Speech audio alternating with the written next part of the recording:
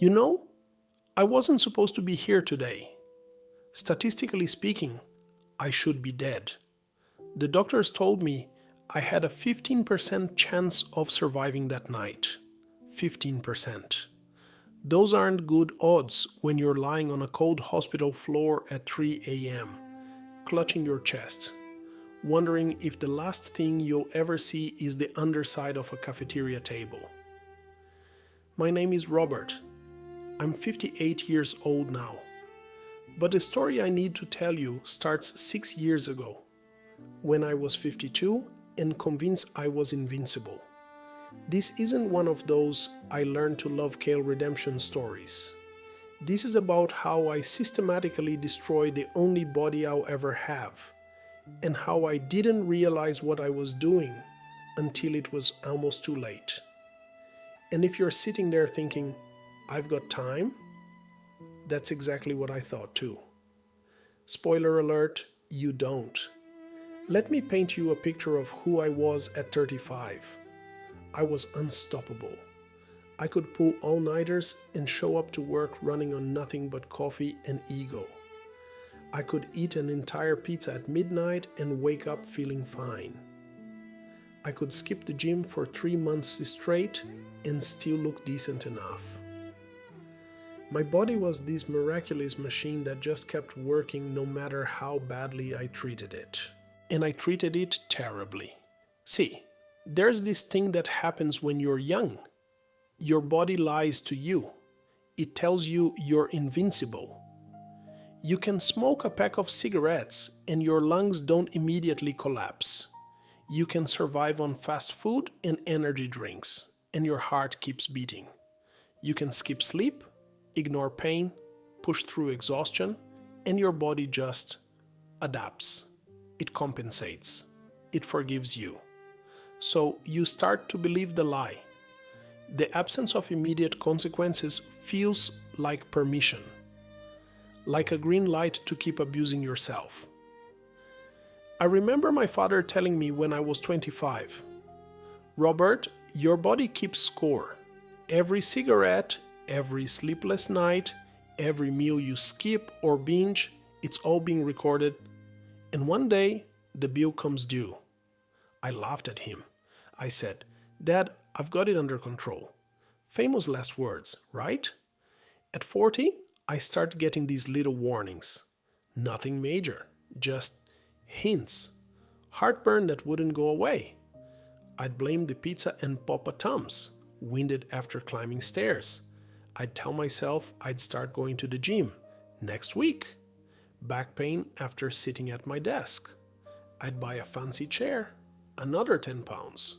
I'd buy bigger pants and convince myself it was just getting older. Every single warning sign I had an excuse for. Because here's the thing about denial. It's really, really good at its job. At 45, my doctor sat me down. Robert, your blood pressure is 160/105. Your cholesterol is through the roof. Your blood sugar is pre-diabetic. You're carrying 60 extra pounds.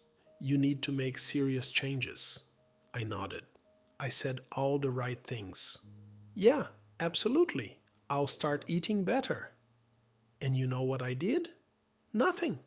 Absolutely nothing.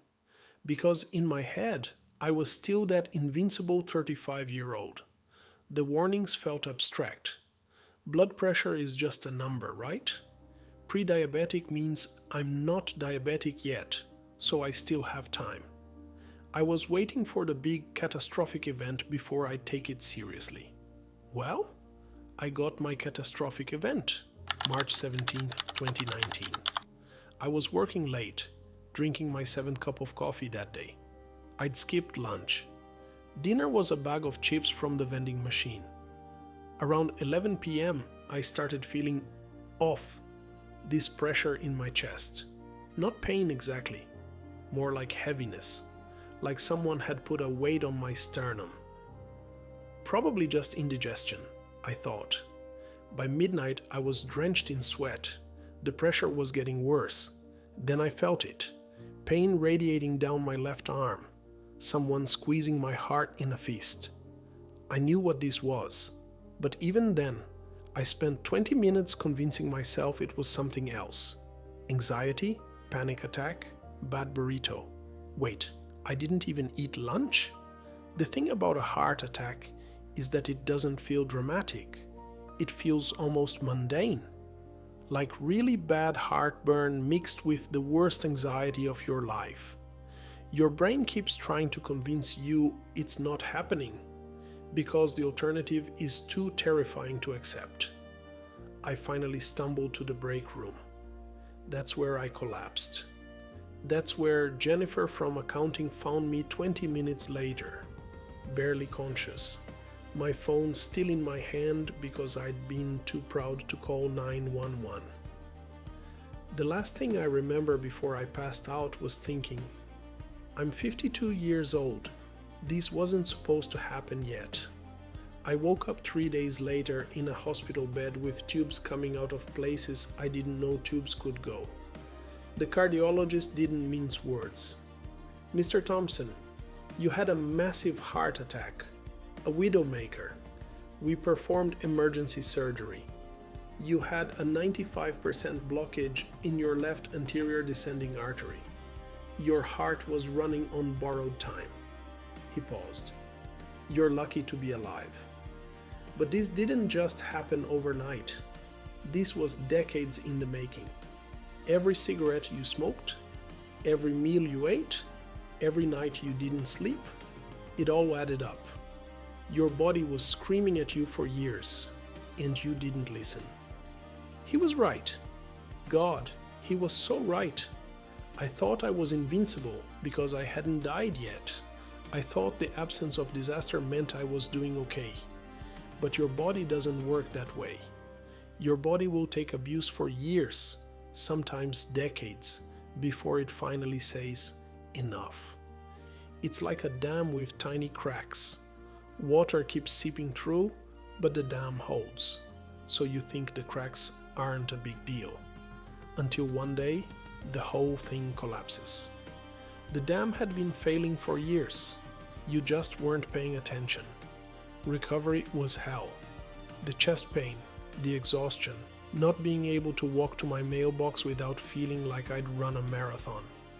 But the mental part, that was worse. I had to confront something I'd been avoiding my whole adult life. I had one body. One. And I treated it like it was replaceable. I thought about all the things I'd done to myself. 20 years of smoking. Hundreds of meals eaten while staring at a computer screen. Years of sleeping 4 hours a night. A decade of never exercising because I was too busy. Every single choice had consequences.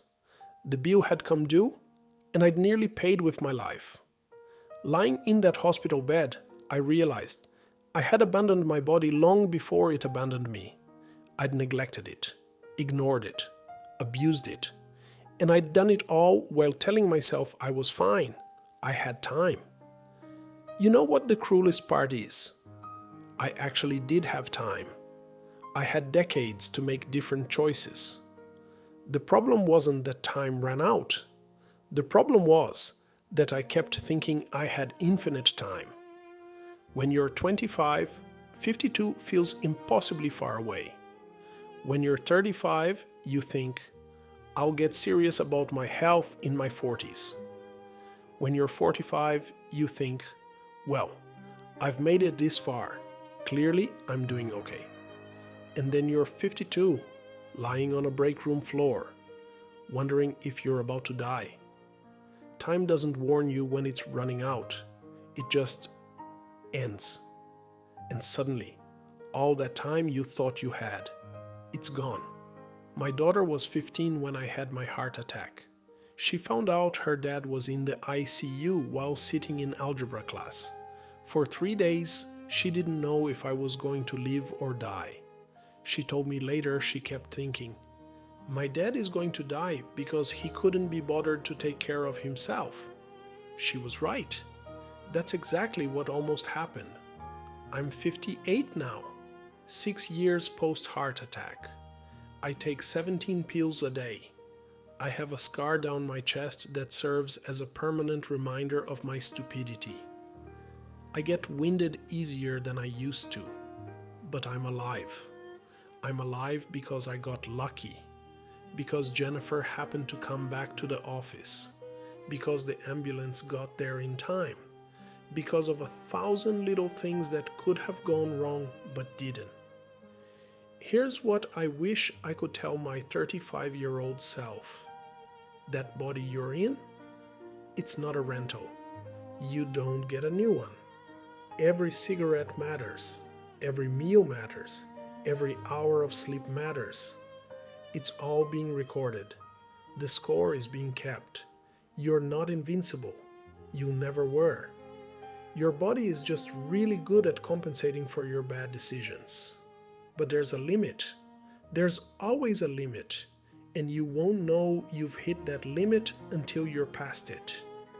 If you're watching this and you think you're invincible, if you're telling yourself, I'll get serious about my health later, please hear me. I'm not going to tell you to eat kale and run marathons. This is about recognizing that your body is not something to be conquered or pushed past its limits. It's your only home. It's the only place you get to live. And if you don't take care of it, it will eventually stop working. And when it stops working, nothing else matters. Not your career, not your ambitions, not your excuses. None of it matters when you're lying on a hospital floor. Start now. Not tomorrow, not next week. Now, go for a walk, drink some water, get an extra hour of sleep. Make one small choice that's better for your body than the choice you made yesterday. Just one. Because I promise you, the version of yourself at 52, the one lying in a hospital bed, covered in tubes, wondering how it got this bad, that person will thank you, or they'll curse you. It's really up to you. I visit a heart disease support group every Thursday now. It's full of people like me. People who thought they had time. People who ignored the warnings. People who nearly died because they couldn't be bothered to take care of themselves. And you know what the saddest part is? Almost all of us had the same symptoms for years. We all knew something was wrong. We all ignored it. We all thought we were the exception. There are no exceptions. Not for you, not for me, not for anyone. Your body will keep score. The bill will come due. And when it does, all the money in the world, all the regrets, all the promises to do better next time, none of it will matter. So please, don't be like me. Don't wait for the catastrophe. Don't spend years destroying the only body you'll ever have and then act surprised when it breaks down. Because one day, later becomes never. And never is a very long time to spend dead. Take it from someone who almost learned this lesson too late. I should have been dead 6 years ago. I got a second chance that most people don't get. Don't waste yours waiting to see if you'll be as lucky as I was, because you probably won't be.